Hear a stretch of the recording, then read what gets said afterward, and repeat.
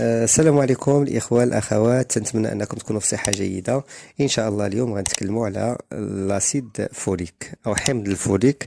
بعجالة غنتكلموا على شنو هو، لاش تيصلح، فين كاين، الدور ديالو في لدى المرأة الحامل، لدى الجنين. هاد حمض الفوليك هو بالفعل هو لا فيتامين بي 9، عنده دور كبير في تكوين خلايا الدم الحمراء. وهاد الخلايا تتساعد كيف سنعرفوا جميع على النمو وعلى أداء وظائفها بشكل صحي، كما أن له حظ دور كبير في تطور أعضاء الجسم الجنين وبما في ذلك الدماغ. وخلل بسيط في نمو هذه الخلايا تؤدي إلى تشوهات في الجهاز العصبي بشكل كامل، مما سينتج عنه إعاقة خطيرة أو مرض وربما الموت لا قدر الله.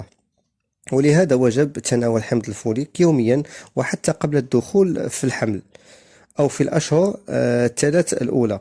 ولهذا ينصح الأطباء المرأة الحامل بتناول هذا حمض الفوليك من أجل تطور ونمو الجنين بشكل ملائم، وكذلك لمنع فقر الدم لدى المرأة الحامل. وينصح تناول حبة يعني قرص من فئة 400 ميكروغرام يوميا في فترة الخصوبة. وتتوجد هذا حمض الفوليك يعني في المسائل الطبيعية، في الخضروات الورقية الخضراء، الخس، الملفوف، الفواكه الحمضية، البقوليات.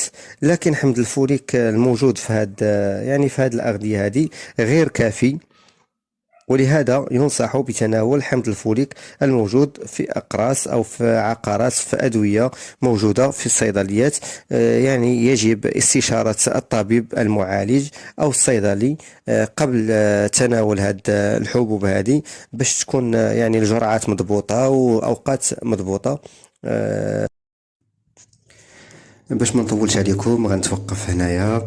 نتمنى انكم تكونوا استفدتم من هذا الموضوع هذا ديال حمض الفوليك، وشنو الفوائد ديالو، واشنو يعني العواقب اذا كان قليل، خصوصا عند المرأة الحامل، وعند يعني الاضرار المباشرة على الجنين.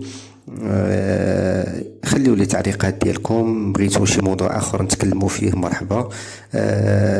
هذا الموضوع هذا الا كاين شي تساؤل خليوا لي في التعليقات ديالكم.